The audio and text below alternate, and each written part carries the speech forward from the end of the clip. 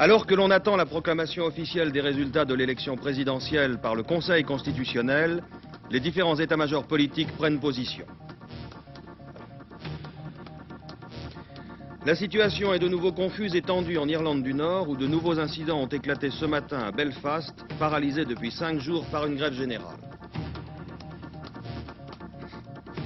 L'accord de désengagement israélo-syrien difficilement négocié par M. Henry Kissinger pourrait être signé dimanche prochain à Genève.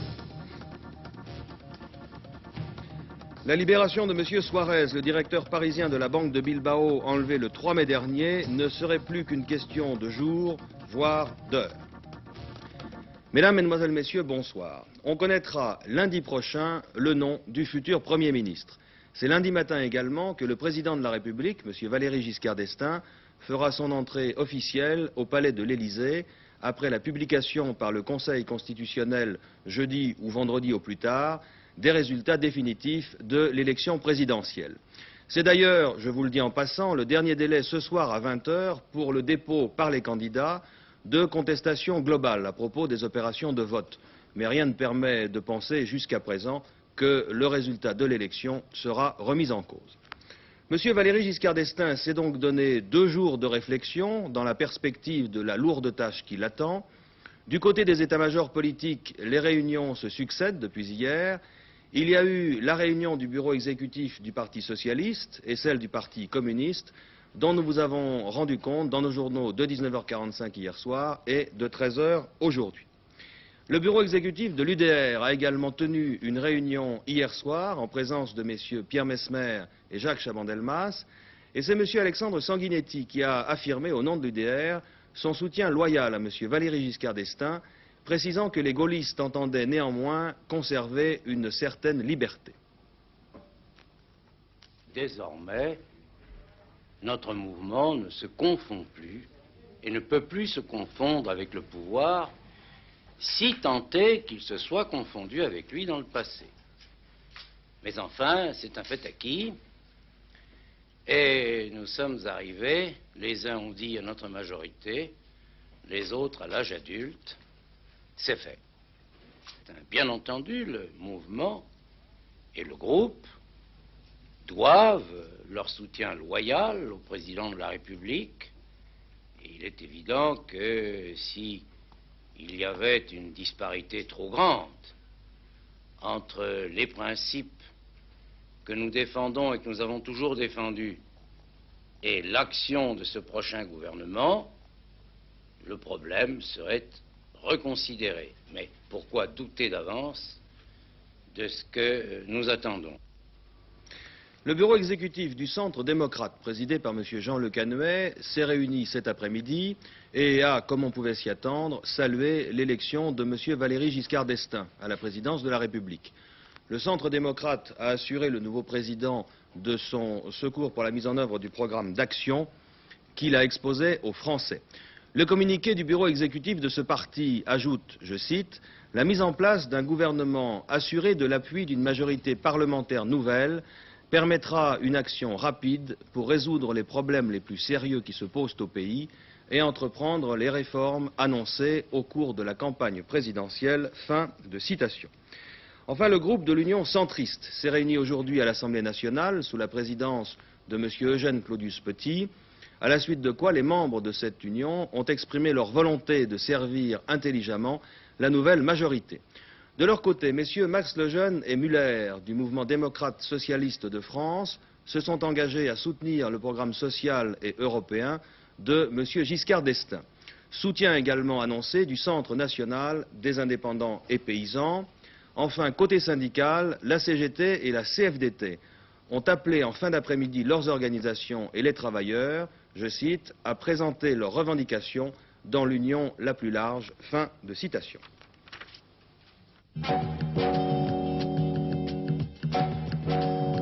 En effet, après l'élection présidentielle, la lutte contre l'inflation reste l'objectif numéro 1 du patronat français. François Sérac, le président de l'organisation patronale, l'a rappelé cet après-midi au siège du CNPF. Aujourd'hui, le débat politique est terminé. Les Français ont élu leur président. Et je crois qu'il faut maintenant regarder en face les problèmes qui se posent et que la campagne électorale, avec son mouvement, avait quelque peu éclipsé. Au lendemain de l'élection présidentielle, quelles sont les préoccupations essentielles du CNPF, les préoccupations économiques? La première, c'est naturellement l'inflation. Je pense que tout le monde est d'accord, et les chefs d'entreprise, comme tout le monde, pour penser qu'une action vigoureuse doit être menée contre l'inflation, naturellement en maintenant un taux d'expansion raisonnable. La deuxième action, c'est le développement de nos exportations à l'étranger. Il faut payer les matières premières et le pétrole, et il n'y a pas d'autre moyen raisonnable. Et troisièmement, c'est de maintenir la liberté des échanges en Europe. Car c'est à l'intérieur du marché commun que se règle encore aujourd'hui l'essentiel de notre santé économique et de notre niveau de vie. Tout le monde s'accorde pour reconnaître une certaine priorité aux questions sociales, qu'il s'agisse des bas salaires ou de l'emploi, et les chefs d'entreprise sont directement concernés. Je pense que dans la vision que je viens d'exposer, une politique sociale vigoureuse et réaliste est essentielle. Cela suppose qu'on maintienne la politique conventionnelle, car nous croyons à la valeur des solutions négociées, à condition, bien entendu, que ces solutions soient sérieuses. Et deuxièmement, je pense qu'il y a encore des progrès à faire, des étapes à franchir dans le domaine de l'information et de la concertation dans l'entreprise, et les chefs d'entreprise pensent comme moi. Autre commentaire de François Sérac, les tâches urgentes et graves qui s'imposent à notre pays ne peuvent être menées à bien que par l'union la plus large. «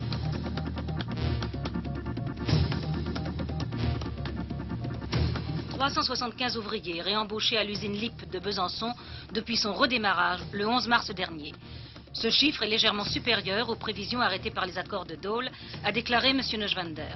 Une nouvelle chaîne de montage doit assurer la production des montres de tableau de bord destinées à équiper les voitures Renault 16 de la gamme 1975. L'industrie automobile française enregistre un sensible redressement de la situation après avoir été frappée par la crise de l'énergie. Les services commerciaux des différentes marques enregistrent une reprise des ventes des moyennes et grosses cylindrées pour la première quinzaine de mai. Pour les constructeurs, le cap de plus difficile, février. Ils n'ont vendu que 104 500 voitures.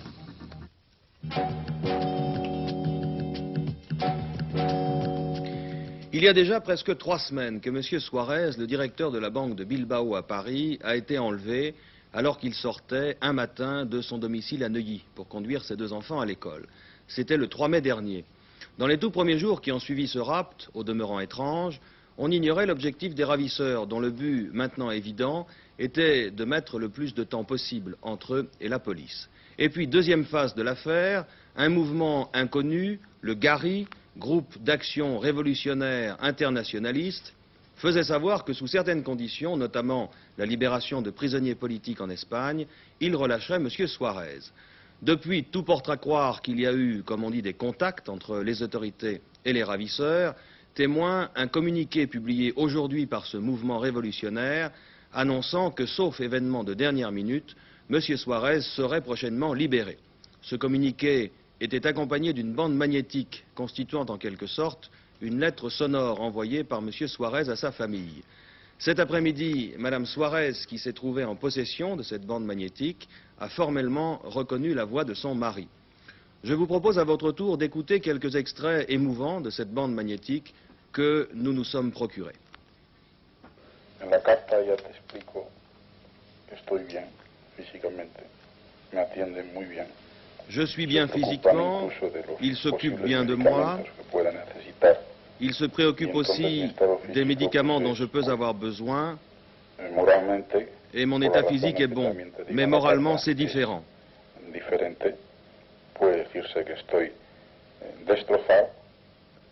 On peut dire que je suis à bout. J'ignore totalement où je suis. Et la seule chose dont j'ai conscience est qu'il y a des conditions pour qu'on me relâche. irremisiblemente. et que si ces conditions ne sont pas remplies, irrémédiablement, je serai exécuté. Digamos que la cuenta atrás, Disons que le compte à rebours a commencé y no sé, et je ne sais pas quand sera le jour J. te pido una cosa insólita. Je te demande une chose, dit M. Suarez à sa femme, c'est de tout faire pour me sortir de là. Para sacarme de esta situación.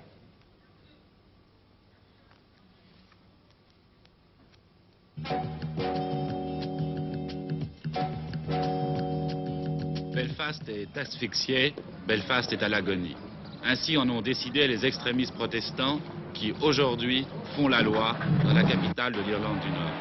Depuis 6 jours maintenant, le Conseil des travailleurs d'Ulster, un syndicat qui est l'émanation des groupes paramilitaires protestants, ce conseil donc a décidé d'imposer la grève totale.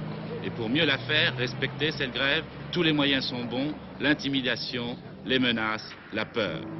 Ce que veulent les grévistes, faire céder le gouvernement anglais pour qu'il revienne sur l'accord de Sunningdale, accord qui prévoit un partage équitable entre les deux communautés.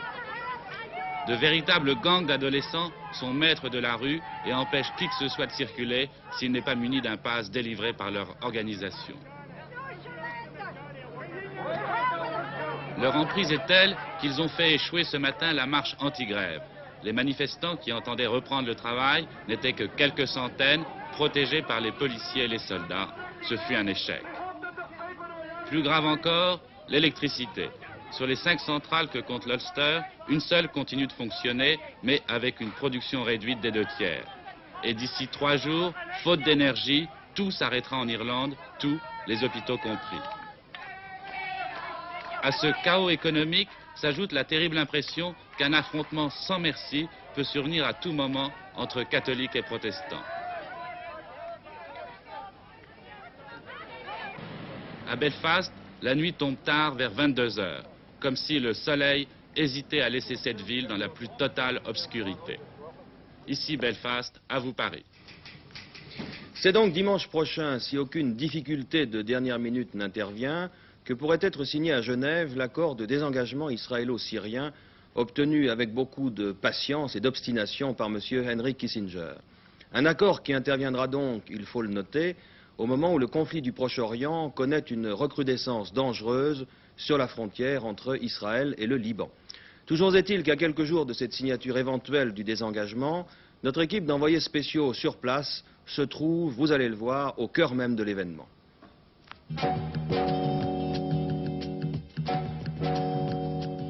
Nous nous trouvons au cœur même du Golan, sur les lieux concernés par la séparation des forces émanant du plan Kissinger.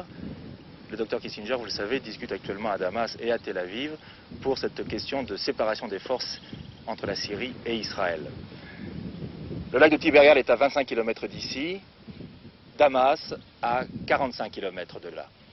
Mon capitaine, vous êtes officier dans l'armée israélienne, voulez-vous nous présenter ce plan Kissinger que nous avons sous les yeux? Alors devant nous, la ville de Quneitra, qui a été détruite 2 fois, en 67 et en 73. Le plan Kissinger voudrait que la ville de Quneitra passerait aux mains des Syriens, soit en contrôle syrien. Les plaines devant nous, entre Quneitra et les collines, seront en une zone neutre contrôlée par les Nations Unies, tandis que les collines qui dominent les plaines resteront en contrôle israélien. Voici plus de 2 mois que les Israéliens et les Syriens se battent sur le plateau du Golan, dont le contrôle reste le véritable enjeu de la bataille. Comparativement aux autres jours, un semblant de calme est apparent ici. De temps à autre, on peut entendre dans le lointain le bruit sourd du canon, mais les soldats israéliens, s'ils restent vigilants, semblent plus détendus que d'habitude. La raison de ce calme reste l'attente maintenant imminente du désengagement des forces en présence. Dans les batteries, dans les postes du front, les soldats commentent le plan que Kissinger a proposé à Damas puis à Tel Aviv. Devant toutes ces hypothèses diffusées chaque heure à la radio israélienne, les soldats au front depuis 2 mois commencent à penser à l'avenir et à la fin de la guerre. Je crois peut-être qu'il y aura la paix, mais ça ne durera pas longtemps, peut-être 6 ans, 7 ans. Vous croyez à une nouvelle guerre? Oui, je crois. Moi, je crois qu'on peut arriver à la paix entre les Juifs et les Arabes. Moi, je vis à Jérusalem. Je peux voir là-bas les relations tout à fait pacifiques entre les Juifs et les Arabes. C'est pourquoi je crois qu'on peut arriver à la paix.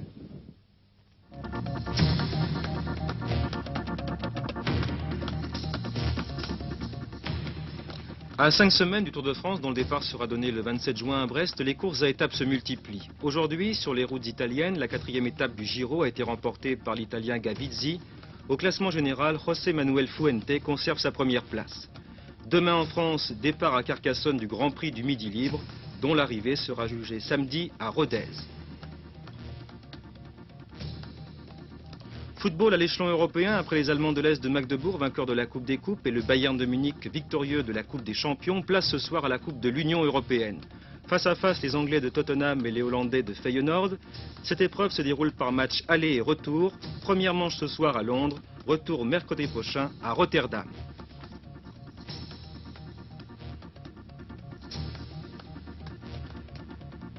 L'Américain Stan Smith, mais aussi son compatriote Arthur Ashe, le Roumain Elina Stas et le Suédois Borg seront à Roland-Garros lors des prochains internationaux de France. La compétition a été présentée aujourd'hui par le président Philippe Chatrier. Elle se déroulera du 3 au 16 juin à Paris. Les organisateurs innovent, ils ont l'intention de faire disputer certaines rencontres en nocturne.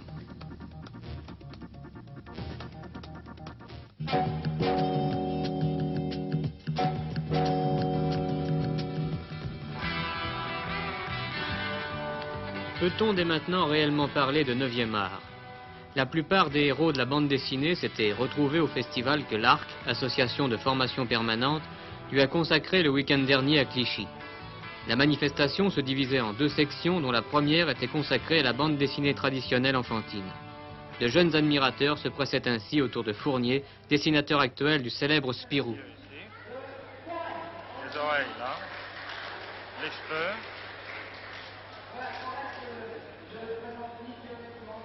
La bouche. Bon, voilà en gros comment se fait la bouille de Spirou. Mais le phénomène le plus spécifique était probablement la présence de la section bande dessinée pour adultes. Un certain nombre de dessinateurs, pour la plupart issus de la presse enfantine, se sont ainsi regroupés pour créer une revue résolument destinée aux plus de 18 ans. On a tendance à séparer les deux choses, alors qu'en fait, à la base, il y a une bande dessinée pour enfants et qui est souvent, partant du principe qu'elle est pour les enfants, elle est souvent un peu débile. Elle est régie par des lois qui ne sont pas toujours les lois essentielles, disons. On quitte un peu, on croit aborder le domaine du rêve et partant de ce principe, on fait un peu n'importe quoi. Alors il faut arriver à rétablir la bande dessinée de telle façon qu'elle s'adresse autant aux enfants qu'aux adultes, c'est-à-dire qu'elle parle de ce qui arrive aux enfants comme aux adultes. Est-ce que vous ne pensez pas que maintenant la bande dessinée se prend beaucoup plus au sérieux? Il y a maintenant des... Non, c'est qu'on la prend au sérieux, les gens la prennent au sérieux, c'est tout ça. Sorbonne, Oui, oui. C'est pas plus mal parce que ça lui... disons que on en prend conscience, que c'est un moyen d'expression qui est intéressant. Les sociologues s'en emparent aussi. Oui, c'est une bonne chose parce que c'est un moyen d'expression comme les autres et encore plus riche que les autres puisqu'il cumule les moyens d'expression verbaux et verbal et graphique. Donc il est plus riche que la littérature puisqu'il y adjoint le dessin et plus riche que le dessin puisqu'il y adjoint la littérature. Alors pourquoi est-ce qu'on ne se pencherait pas là-dessus?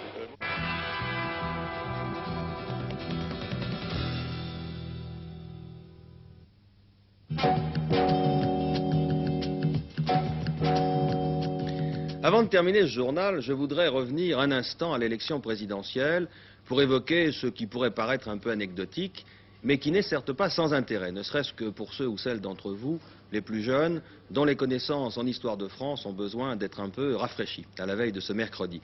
Vous savez, puisqu'on vous le répète depuis pas mal de jours, que M. Valéry Giscard d'Estaing est notre 20e président de la République, mais en remontant avant le général de Gaulle, seriez-vous capable de citer 2 ou 3 noms seulement parmi les anciens présidents de la République? On va voir. Moi, je l'espère. Le palais de l'Élysée va s'ouvrir sur son 20e président. Le premier fut, sous la Deuxième République, le prince Louis-Napoléon Bonaparte. C'était en 1848. Mais il y eut le coup d'État du 2 décembre 1851 et le palais de l'Élysée dut attendre l'année 1871 pour voir le premier président de la Troisième République, Adolphe Thiers, lequel démissionnera en 1873.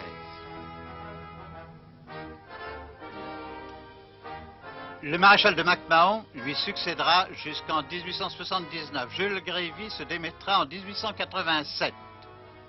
Et Sadi Carnot, qui succédera à Jules Grévy, sera assassiné en 1894. Après Casimir Perier, Félix Faure arrivera à l'Élysée où il mourra brutalement en 1899. Émile Loubet connaîtra quant à lui un septennat plein et Armand Fallières, qui arrivera à sa suite, terminera également son mandat après n'avoir joué qu'un rôle discret.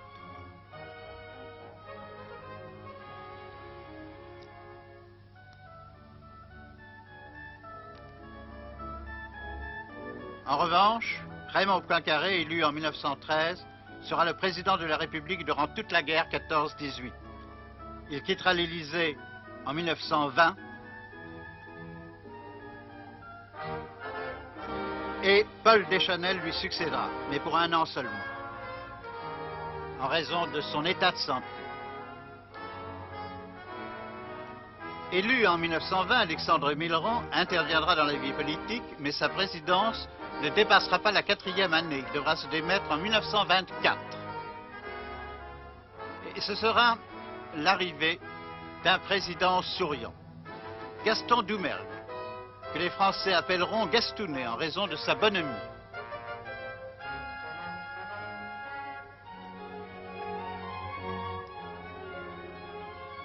En revanche, avec Paul Doumer, élu en 1931, le ton deviendra austère. Paul Doumer sera assassiné en 1932. Albert Lebrun succédera à Paul Doumer. Il connaîtra un septennat très difficile et quittera l'Élysée avec le commencement des années noires, 1940. Dès lors, il nous faudra attendre la libération pour avoir à nouveau la République. Ce sera la 4e. Vincent Auriol en sera président de 1947 à 1954. Après un scrutin difficile, René Coty sera élu. Il sera l'hôte de l'Élysée pendant 4 ans.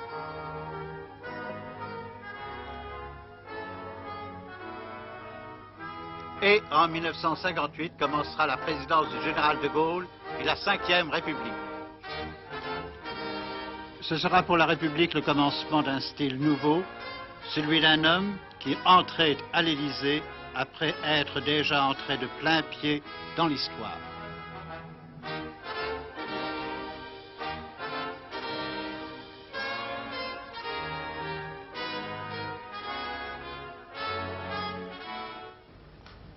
Monsieur le Président de la République, le premier des Français est désormais le premier en France.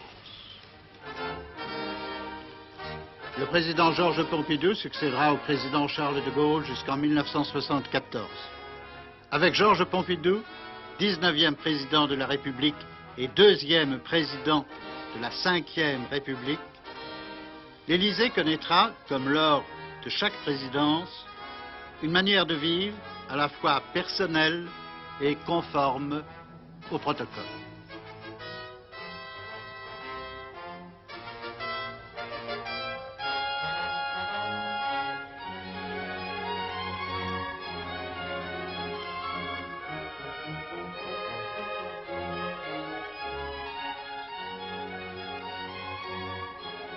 Et pour la 2e fois, Alain Poher, président du Sénat, assurera l'intérim d'une présidence qui est à la fois le passé, le présent et l'avenir. Je vous le disais, une rétrospective intéressante et qui n'était certainement pas inutile.